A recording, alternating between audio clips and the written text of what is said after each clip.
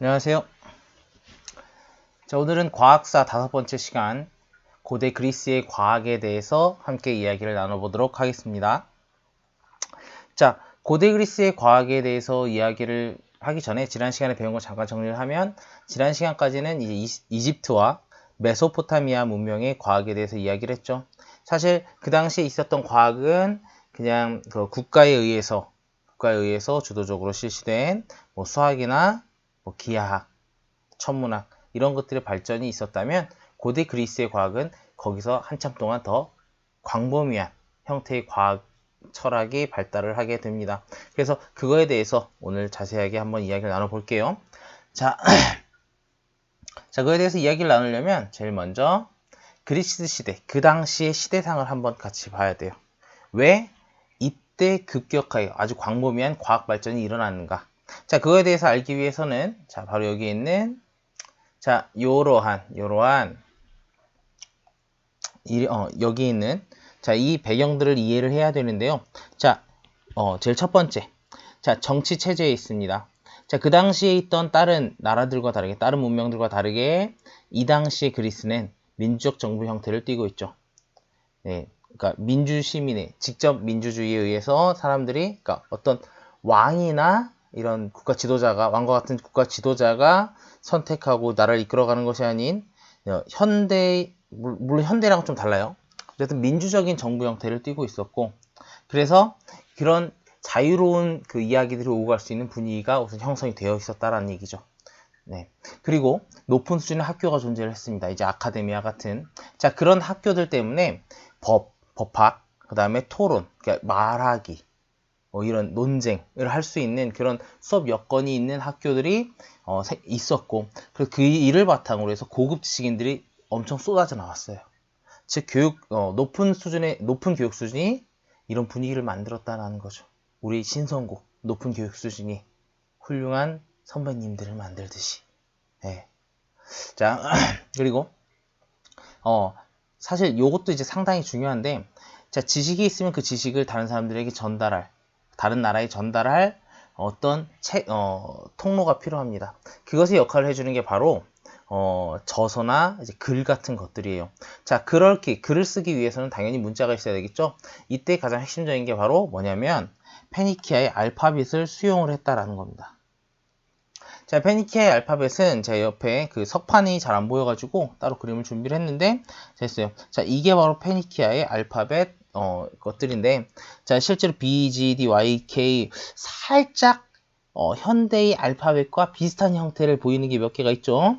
여기 있는 뭐 K나 이거 좀 뒤집어져 있긴 한데 L이나 M도 이 윗부분 쫙 비슷하고 그 다음에 여기 뭐 Z와 같은 경우 살짝 비슷하고 네, 그리고 여기에 뭐 또 비슷하게 뭐 Q 같은 거 자, 현대까지 영향을 미친 알파벳들이 실제 이 당시부터 존재를 했다라는 겁니다.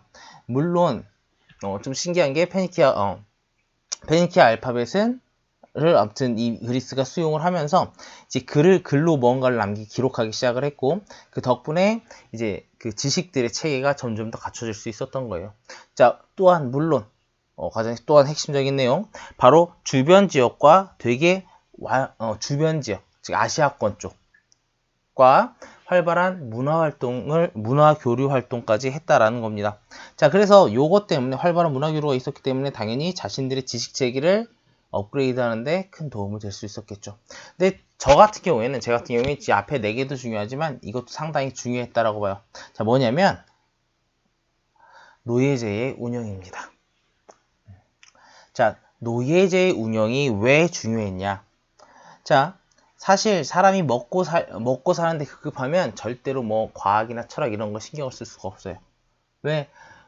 이 당시에는 더 많이 또 노동을 해야지 밥을 먹고 살 수 있었으니까. 자, 그런데 이 당시 그리스와 같은 경우에는 이제 노예 무역이 활발했어요. 전쟁도 많았고 해서 전쟁포로나 이런 사람들을 이제 데리고 와서 전쟁포로들을 노예로 부리면서 그 노예들이 자신의 일들을 대신해 주는 겁니다. 이 당시 그리스의 인구가 약 25만 명 정도 됐다는데 노예가 10만 명 정도 됐을 때요. 그러니까 여기서 얘기하는 25만 명은 시민으로 분류되는 사람들. 자, 노예의 비율이 상당히 높죠. 자, 노예제도가 운영이 되면서 일은 다 노예들이 하는 거예요. 자신들은 일을 안 해요. 왜냐면 일이라는 거는 어떤 금전적인 것을 지원을 받고 그 금전에 해당하는 노역을 제공하는 거잖아요. 이런 관계, 금전을 받고 일을 해주는 자, 그런 것들에 대해 그런 행위에 대해서 이 당시 그리스 사람들 상당히 부끄럽게 여겼다 합니다. 그래서 그런 일들을 다 대신 해결해줄 노예를 부리고 본인들은 되게 많은 시간을 이야기하고 웃고 떠드는 데 보내는 거죠. 그 과정에서 뭐가 발전을 하게 됐다? 철학과 또 그 자연 철학이 발전을 하게 되는 겁니다. 자, 그래서 이런 배경 속에서 이제 철학과 자연 철학이 아주 활발하게 그리고 되게 빠르게 발전을 하게 되는데, 자, 그러면서 대표적인 자연 철학자들이 튀어나옵니다. 자, 대표적인 자연 철학자들 중에 한 명 바로 누구냐면 어느 지방의 철학자들이냐면 자, 바로 이오니아 지방의 철학자들이에요. 이 당시 이제 이오니아 지방의 철학자들이 뭐에 대해서 주로 논의를 하기 시작했냐면 바로 물질의 근본에 대해서 논의를 하기 시작을 해요. 물질의 근본, 즉 계속 이게 보고 있으니까 이 세상을 이루는 물질들. 그래서 지금 이 질문 자체가 자, 이집트와 되게 다른 점이죠. 이집트와 같은 경우에는 우선 저 눈에 보이는 것들. 자, 실제로 우리 눈에 보이는 것들과 그리고 또 뭐를 중심으로 실생활에 필요한 것들. 그리고 또 국가적으로 지원을 해주는 것들. 자, 이런 것들이었다면 이제 고대 그리스의 자연 철학자들은 이제 더 넓은 세계를 보기 시작을 하는 거예요. 자, 그런 세계를 보기 시작하면서 이제 도대체 이 물질은 어떻게 구성되어 있지? 라는 고민을 하게 되는 거예요. 자, 이에 대한 해답들은 다양하게 내놓습니다. 자, 뭐냐면 이에 대한 해답들 이제 기원전 대략 7에서 6세기. 자, 대략 600년대, 500년대겠죠. 자, 이 당시의 사람들 중에 한 명, 탈레스와 같은 경우에는 뭘 내놓냐면 물에 대해서 얘기를 해요. 아, 이 세상은 모두 물로 이루어져 있다. 왜? 우선 뭐가 물로 대부분 이루어져 있으니까 생명체가. 그러니까 당연히 우리 생명체 말고 다른 건 다 물이 근본이 되는 거야 라고 이야기를 했고, 자, 아니다.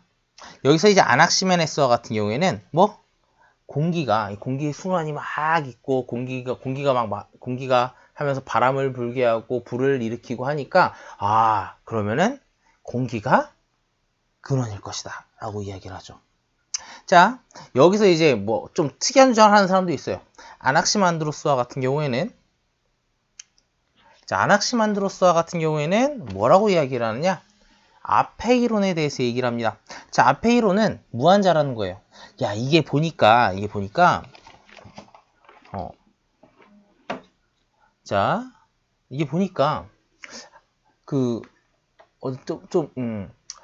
세상에 있는 것들이 계속 무한하게 뭔가가 계속 만들어지지 않느냐.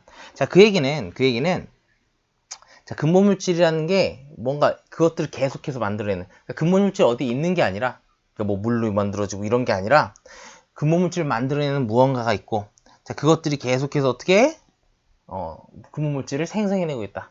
자, 그래서 무한자론, 그걸 우리가 아페이론이라고 이야기를 해요. 그래서 사실 이건 좀 뜬금없는 거긴 하죠. 사실 지금 현대 과학에서 에너지 질량 보존 법칙에 위배가 되어 버리잖아요.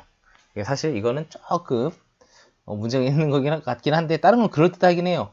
실제 공기나 물이 실제 이 세상을 이루고 있는 것들 중에 일부분을 차지하고 있긴 하니까. 자, 근데 어쨌든 이런 주장을 하는 경우도 있고, 자, 또 이런 주장을 하는 친구도 있죠. 여러분들이 중학교 때 완전히 싫어했던 피타고라스는 뭐에 대해서 얘기했느냐? 숫자. 피타고라스. 역시 수학이 미친 사람 같아요. 이 세상은 다 숫자로 설명할 수 있다. 모든 건 다 숫자로 설명이 가능하게 세상이 만들어져 있다. 라고 이야기를 합니다. 정말 추상적이죠. 자, 이런 식으로 이야기를 하고 있는 와중에 자, 이런 내용들이 점점 더 확장되기 시작을 합니다. 자, 누구에 의해서냐면, 그러니까 조금 더 확장돼서, 자, 이제 처음에 이오니아 지방의 철학자들에서 이제 그리스의 다른 지역들, 대표적인 게 어디로 이제 좀 갔겠어요? 사실 가장 중요한 부분, 아테네. 아테네, 그리고 엘레아, 뭐 시칠리아 등으로 여러 군데를 퍼지면서 각자 사람들, 각자 그 지역의 철학자들도 한마디씩 얘기를 하는데, 자, 여기 이제 크세노파네스와 같은 경우에는, 자, 흙으로 모든 게 이루어져 있다. 왜냐? 흙은 우리 땅바닥을 이루고 있지 않느냐? 그러니까 가장 안정적인 물질이다. 그러니까 우리도 다 흙으로 이루어져 있을 것이다. 라고 해서 흙을 이야기를 하고, 자, 헤라클레이토스와 같은 경우에는, 아니다. 불 한번 놔봐라. 불로 나면 토기도 굽고 음식도 하고 하지 않느냐. 그 얘기는 불이 우리 불이 실제 우리 우리 삶을 우리를 포함한 세상의 물질이 이루는 근본이 된다라고 이야기를 하게 됩니다. 자, 그래서 이런 식으로 이제 이야기를 하고 있는데, 자 물론 엠페도클레스와 같은 경우에는 그냥 가장 쉬운 형태로 접근을 해요. 뭐라고 얘기하냐? 니들이 말하는 물, 불, 공기, 흙, 이 모두로 이루어져 있다. 모두로 이루어져 있는데, 자, 중요한 건 뭐? 이걸로 이루어져 있는 게 중요한 게 아니라 다 이걸로 이루어져 있는데 이 네 개의 비율이 어떻게 되느냐에 따라서, 비율에 따라서 뭐가 결정이 된다? 자, 종류가 결정이 된다. 사물의 종류를 결정하는 거다. 라고 이야기를 하게 됩니다. 사실 엠피도클레스가 가장 그럴듯하긴 하죠. 자, 그래서 이런 식으로 물질의 근본에 대해서 다양한 철학자들, 자연 철학자들이 이야기를 하게 됩니다. 자, 점점 이제 이 그리스에서는 이 논의에 대해서 이렇게 많은 논의들이 오고 가는 거예요. 자, 그러면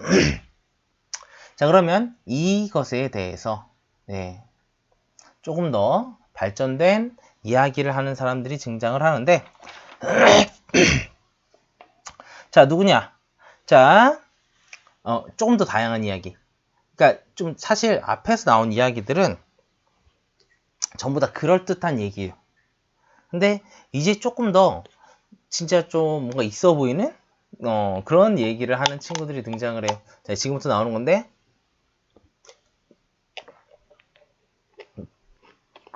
미안해요. 좀 딸꾹질 나가지고. 자, 그냥 이 인식한 세계 그대로를 받아들이면 안 된다. 그러니까 우리가 지금 보고 있는 이 딱딱한 이런 물체나 이런 것도 그대로 받아들이면 안 돼. 뭐? 이성이 중요하다. 감각은 사람을 속인다. 막 그런 거 있잖아요. 눈을 감고 뭐 양파를 먹으면 사과 같다 막 이런 거. 자, 그런 것처럼 자, 우리가 감각만을 믿으면 안 되고 로고스, 이성이라는 거를 믿어야 된다. 그러니까 실제로 이제 물질이나 이런 거에 대해서 우선 벗어나가지고 우리가 이 물질을 인정하고 물체를 인식하는 데 있어서 우리의 생각, 이성, 그 이성을 통해서만 확실히 받아들일 수 있다. 그래서 그런 생각 자체, 사유가 더 중요하다라고 이야기하는 게 이 파르메니데스입니다.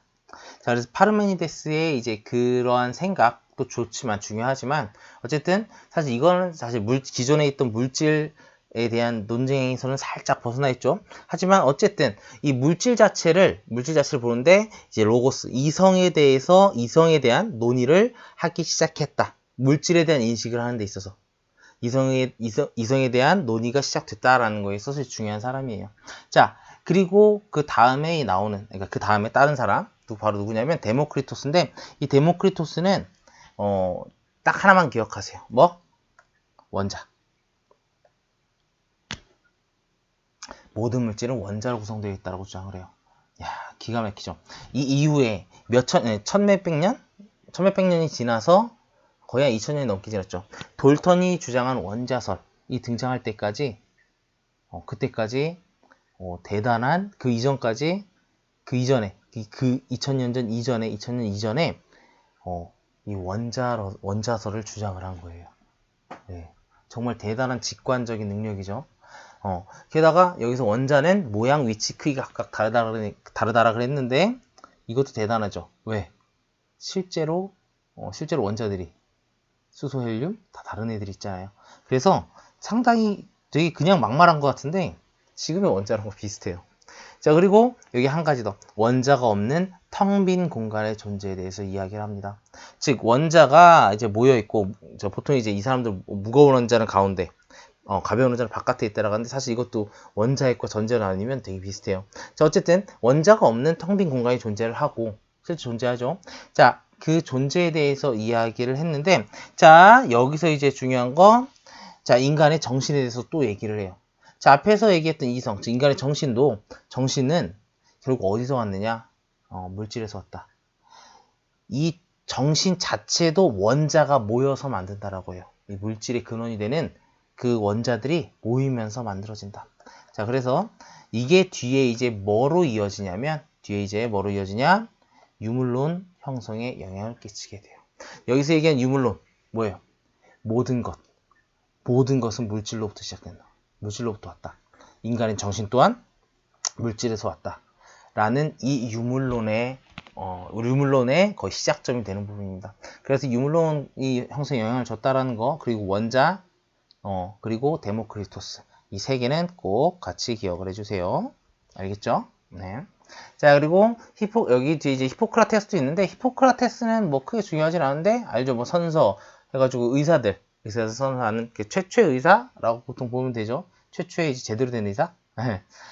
자, 그래서 요 사람도 역시 사원소설을 주장해요. 그리고 거기에 사체핵설이라고 해서, 자, 공기는 피, 그 다음에 공기는 피, 불은 황담즙. 그러니까 여기 지금 신체 내의 체액이 뭐랑 관련이 있다? 물, 불, 공기, 흙이라는 사원소와 관련이 있다. 그 다음에 흙담즙은 흙, 그 다음에 점액들은 물. 자, 이래서 얘네들이 어떻게 되고 있다?